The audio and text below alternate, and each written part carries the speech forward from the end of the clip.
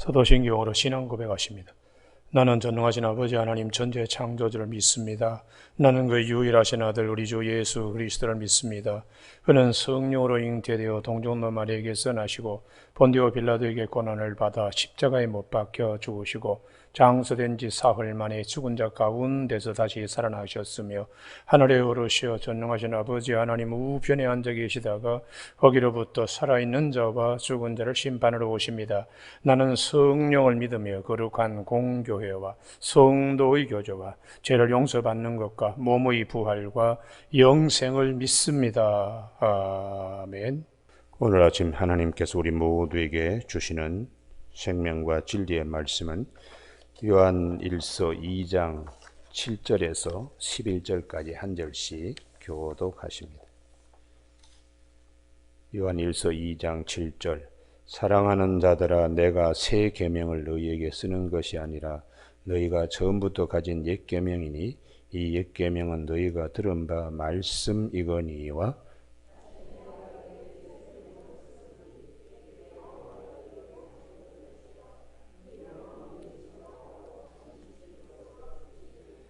빛 가운데 있다 하면서 그 형제를 미워하는 자는 지금까지 어둠에 있는 자요.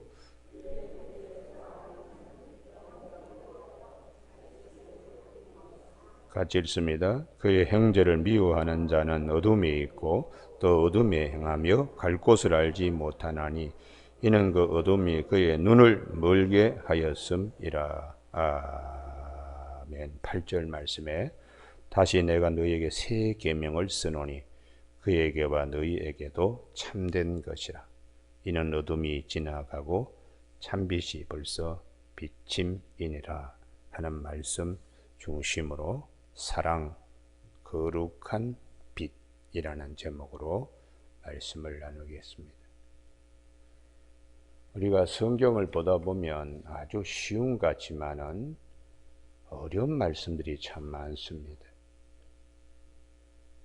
그 중에 대표적인 것이 누가복음 10장에 예수님이 마리아와 마르다의 가정에 찾아왔을 때에 주님이 마르다야, 마르다야, 네가 많은 일로 근심하고 염려하지만은 이 마리아는 더 좋은 편을 택하였느니라. 이게 누가복음 10장의 제일 마지막에 더 좋은 편이 뭐냐? 더 좋은 편이 예수님이 오셨을 때 영접의 방법이 마르다는 최선을 다해 음식을 장만하려고 분주합니다.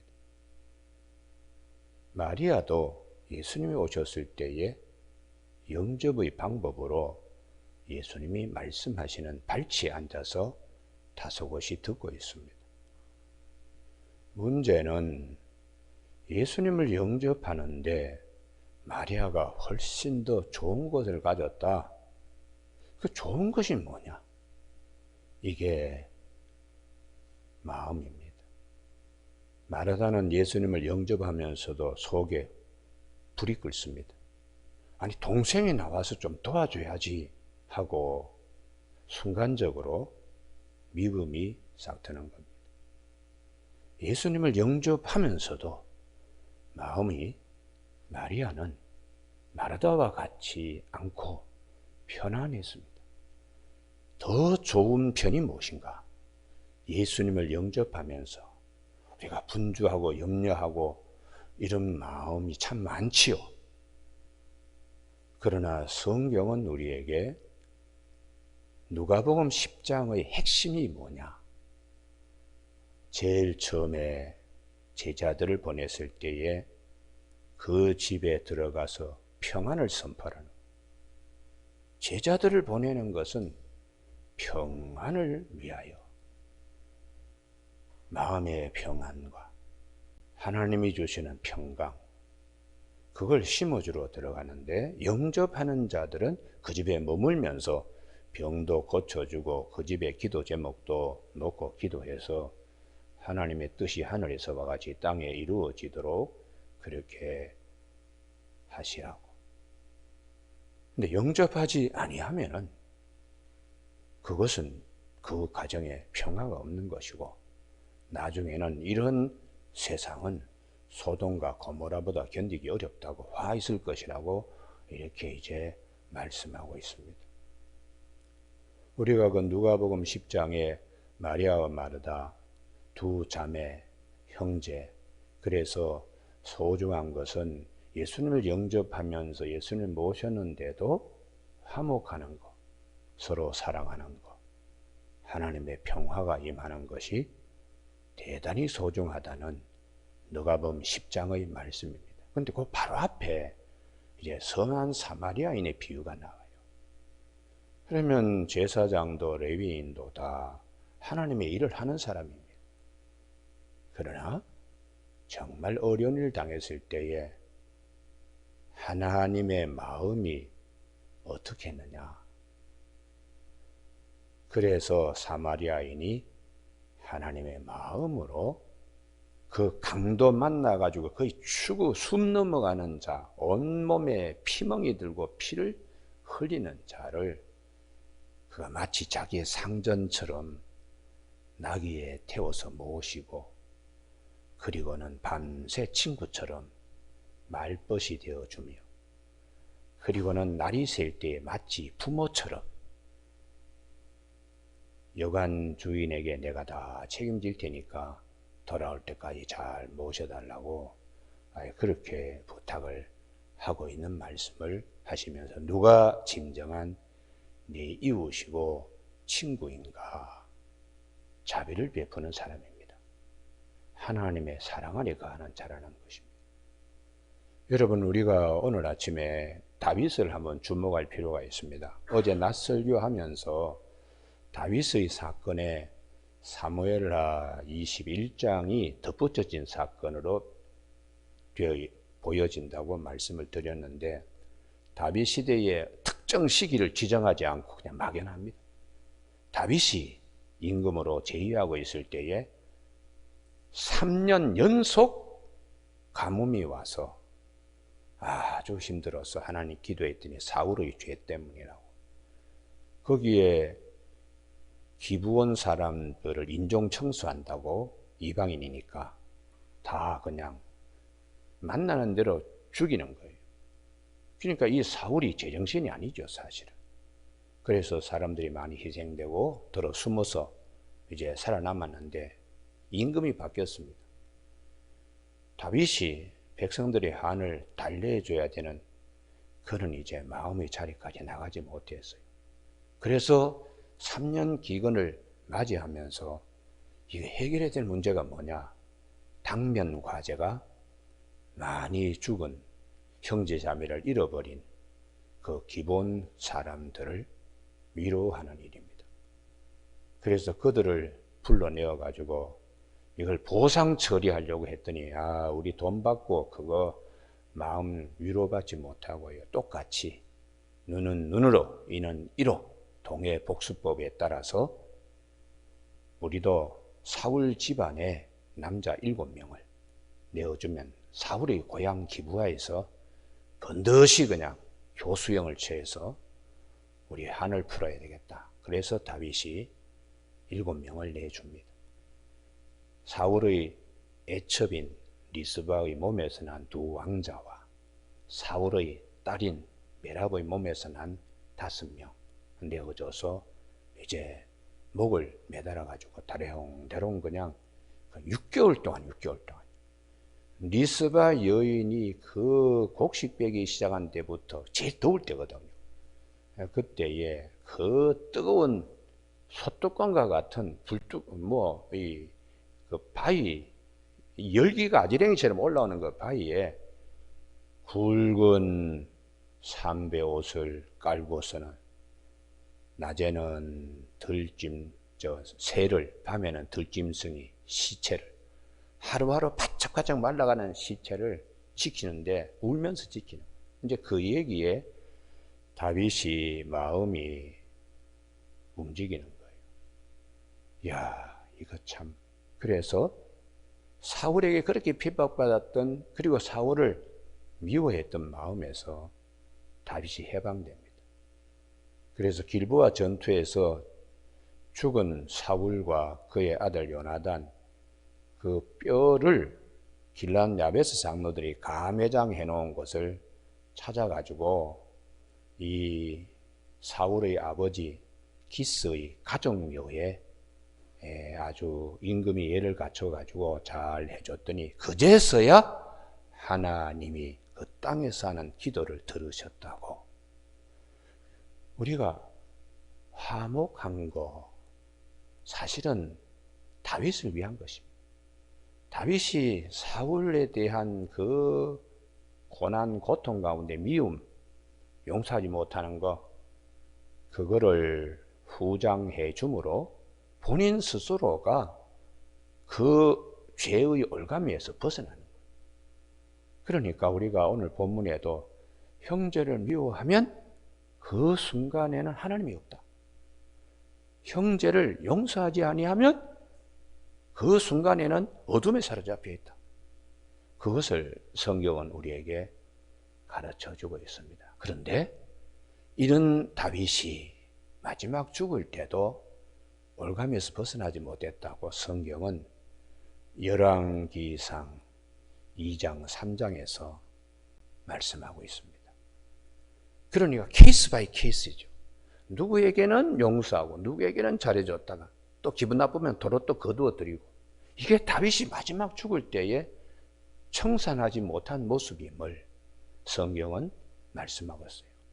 솔로몬에게 왕위를 계승하는 자리에서 두 사람을 지목합니다.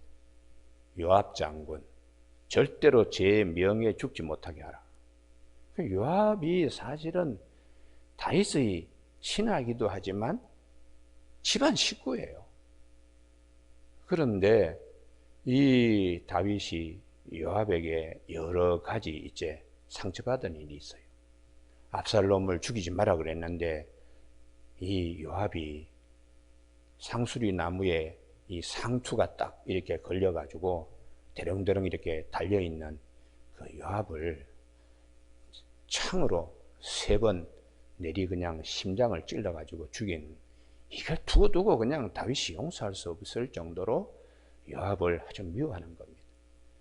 그리고 요압이 아도니아 왕자와 솔로몬이 왕위 경쟁에서 아도니아 편에 손을 들어준 사건, 이런 것으로 다윗이 마지막 죽으면서도 이 요압, 이놈 내 용서보다 두고 봐라. 야 솔로몬, 네 지혜롭지? 알아서 잘 처리해. 이거 이제 하나가 있고, 또 하나는 시므이에 대한 겁니다. 압살롬 왕자의 난 때에 베냐민 지파 사울의 집안 식구인 시므이가 다윗에게 이놈 너 잘됐다, 너 그냥 망할 놈이다, 이 빌어먹을 놈아, 이러면서 흙을 한 줌 쥐어가지고 다윗에게 던지면서 욕을 했습니다. 그런데 다윗이 왕자난을 진압하고 돌아올 때 제일 먼저 심장이 쿵 떨어지듯이 겁이 제일 난 사람이 이 시므이였어요. 그래서 요단 나루턱에 나와서 그냥 다윗에게 살려달라고. 그래서 다윗이 많은 신하들이 보는 앞에서 죽이지 않습니다. 그러니까 굉장히 후한 사람 것처럼 보이고 이렇게 보이는데, 나중에 죽을 때에 솔로몬에게 너 이 시므이 녀석 그때 한 일 너도 기억나지? 내가 이 녀석을 용서해 줬지만은 진짜 용서해 준 것이 아니다. 네가 알아서 잘 처리해라. 그러고는 다윗이 죽었습니다. 그래서 솔로몬이 다윗의 유지를 받들어서 이 시므이를, 너 말이야 우리 아버지한테 잘못한 건 나 알지?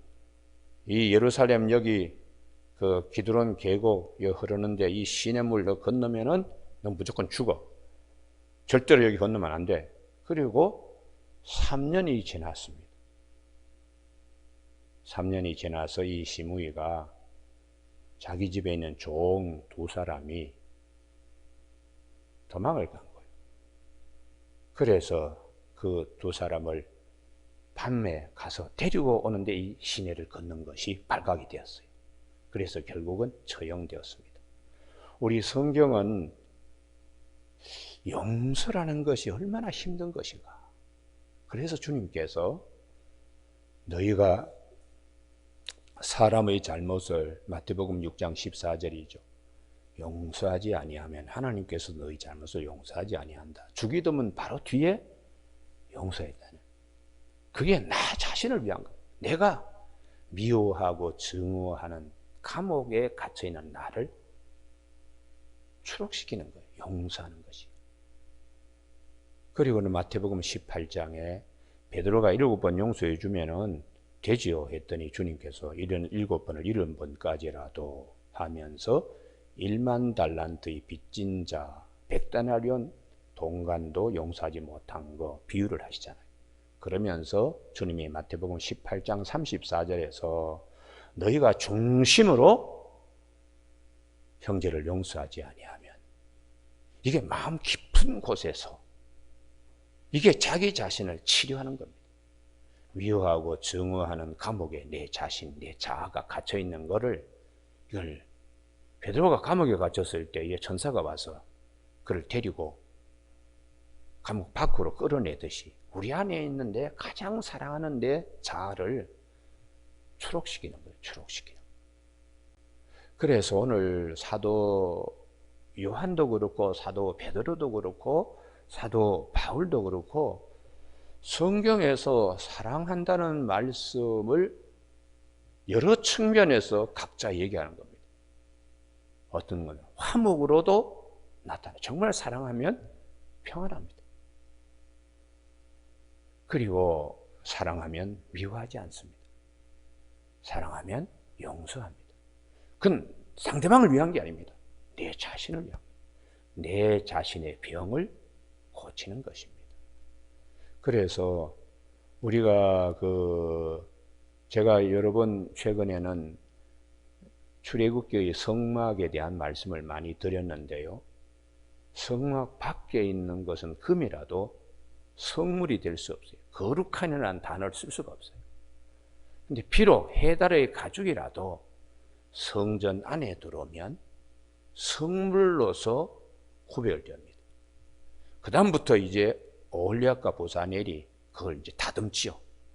무슨 시띠목 같은 경우는 가시 같은 거 다 이렇게 잘라내고 더러운 옹알이 다 이렇게 처리를 해서 반듯반듯한 하나님의 법궤라든지 거기에 필요한 것으로 다듬어 가요. 그러니까 우리도 밖에서가 아니라 안에 이제 예수님 안에 들어오면 끊임없이 다듬어져야 돼요. 자꾸 말씀으로 자꾸 다듬어져야 돼요. 할렐루야. 그래서 무엇이 어둠이며 내가 어둠의 자식으로 갇혀 있는가, 이런 것들을 성령님이 기억나게 하시고 생각나게 하시는, 오홀리압과 보사넬이 드려진 예물을 다듬듯이 성령님이 그리스도 안에서 참 성전이고 성전보다 크신 예수 그리스도 안에서 나를 자꾸 이렇게 다듬고 정화시키고 이제 그렇게 하시는 겁니다. 오늘 아침에 새벽기도 시작하면서 주님의 뜻을 이루소서, 고요한 중에 기다립니다. 진흙과 같은 날 빚으사 주님의 형상을 만들어 주십시오. 그렇게 우리가 처음에 새벽기도 시작하면 찬양했습니다. 우리 안에 주의 그리스도의 형상이 이루기까지 사도 바울이 갈라디아 4장 19절에서 해산의 수고를 한다. 성령님이 오늘 우리에게도 내 병을 치료하는 거예요. 귀신 들린 것만 병이 아닙니다. 미워하고 증오하고 그게 귀신처럼 나를 사로잡고 있기 때문에 내가 사실은 마음이 편하지 못하는 거예요. 더 좋은 편이 무엇인가? 하나님이 주시는 평안. 그걸 내가 누려야 되는데 이게 이제 나도 모르게 마귀가 들어와 있는 것처럼 미워하고 증오하고 용서하지 못하고 이런 것이 나를 힘들게 해요. 그래서 언제 그게 드러나는가 하면은 내 의식이 있을 때는 이런 걸 다 감추고 있어요. 그래서 아주 그냥 그냥 아무런 흠이 없는 사람처럼 하지만은 무의식의 세계, 내 의식이 지배하지 못하는 세계에서는 이게 지금 고통 가운데 있는데 이게 언제 폭발하느냐? 잠잘 때에 자기도 모르게 잠꼬대로 나옵니다. 우리가 남자들 군대 생활하면서 내무반 생활한 거 아마 기억들 하실 거예요. 밤에 잘 때에 푸득푸득 이빨 막 그냥 소름이 끼칠 정도로 이빨 갑니다. 그게 낮에 받았던 스트레스, 고참들로부터 얻어맞은 거, 뭐 이런 것들을 그냥 이빨 푸득푸득 그냥 갈면서 밤에 잠을 자요. 그러니까 막 내관 여기저기서 푸득푸득하면, 아이고, 참. 저는 뭐 그 공수부대에 내관 생활했기 때문에 뭐 엄청나게 매맞고 엄청난 힘든 가운데 군대 생활을 했는데, 밤에 이렇게 이제 보면 푸득푸득거려. 그 다음에 또 언제 또 이게 드러나는가 하면은, 노망했다는 말이 있죠. 나중에 나이가 들어서 자기 스스로 자기를 간둔하지 못할 때에 그렇게 성자인 분이 여기 막 튀어나와. 여기 막 그냥 입에 담을 수 없는 거친 정말 오물 같은 배설물 같은 그런 언어로 막 쏟아내요. 그러니까 우리가 평소에 부산엘고 홀리압이 성막 안에서 드려진 예물을 잘 다듬어서 출애굽 40장 34절에 하나님의 영광이 임할 때에 참여하도록 잘 다듬어서 성화시키듯이 우리 자신들이 그러한 말씀을 통하여 자꾸 다듬어져요. 사랑합시다, 용서합시다, 미워하지 맙시다. 얼마나 수없이 들어요. 수없이 들었는데도 아직도 나도 모르게 내 안에 그런 병들이 있습니다. 병들이. 그래서 오늘도 끊임없이 우리 내면이 바뀌도록 성경은 말씀합니다. 그래서 우리가 예수님이 오셔서 제일 첫 번째 한 이적이 물로 포도주 만드는 것, 내적 변화이지요. 예전에는 이게 병인 줄도 몰라. 이게 본인이 어둠에 갇힌 것도 모르고 본인이 자기 자신을 죄에게 불의의 무기로 드리는 것도 몰랐는데, 성경 말씀을 자꾸 보고 듣고 그다음 묵상하고 내가 자꾸 생각하면서 내 안에 내 내면이 자꾸 이렇게 바뀌는 거예요. 예수님 때문에 물이 포도주로 바뀌는 것이지 예수님 없으면 바뀔 수가 없습니다. 우리가 주님의 영이 계시기 때문에 자꾸 바뀌는 거예요. 할렐루야. 그래서 사도 바울이 고린도전서 3장 16절에 너희가 하나님의 성전이고 하나님의 성령이 너희 가운데 계시는 걸 알지 못하느냐. 너희가 하나님의 성전을 더럽히면은 하나님께서 너희들을 진멸하실 것이다. 성령이 우리 여기 안에 계셔서 끊임없이 성화시키는 거예요. 성화시키는 거예요. 그래서 오늘 아침에 혹시 자기도 모르게 이거 정말 용서 못하겠네 이런 이제 병 가운데 있는 분들, 저도 마찬가지입니다. 내가 그냥 눈에 눈을 감기 전 내 눈에 흙이 들어오기 전에는 절대로 내가 못한다. 그게 이제 되게 큰 소리 치는 것 같지만 거꾸로 내 병이 그만큼 중하다는 표현입니다. 우리가 누가복음 10장 제일 마지막 이거 찾는 거하고 또 보는 거하고 틀립니다. 10장 42절요.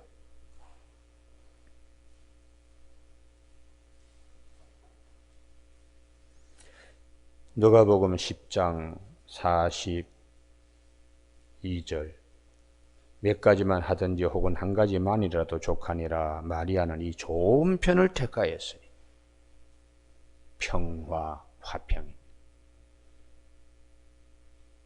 언니 마르다가 하는 것에 대하여 미안하기도 하고, 그 마음이 지금 마르다는 막 혼자 일하면서 불평하고 막 이것보다 훨씬 낫다. 그래서 누가복음 10장의 5절 말씀, 주님이 보내시는 이유는 그 집이 평안하도록 먼저 말해요. 오늘도 우리 마음이 평안하기를 성령님은 원하시는 것입니다. 할렐루야.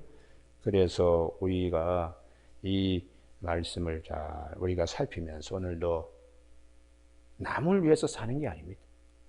자기의 속사람, 건강한 사람, 하나님이 주시는 신령한 복을 누릴 수 있도록 이렇게 성경은 말씀하기 때문에 요한일서 2장 8절의 세 계명은 요한복음 13장 34절에 새 계명을 너희에게 주노니 서로 사랑해라. 내가 너희를 사랑한 것 같이 서로 사랑해라. 이렇게 말씀하시면서 빛 가운데 있다 하면서 예수 그리스도를 영접해서 주 안에서 어둠이 빛이 되었다고 하면서도 형제를 미워하는 자는 아직까지 어둠이 있다.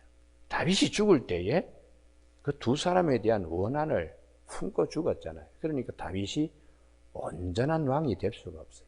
오직 온전한 왕은 한 분입니다. 예수 그리스도 한 분입니다. 할렐루야.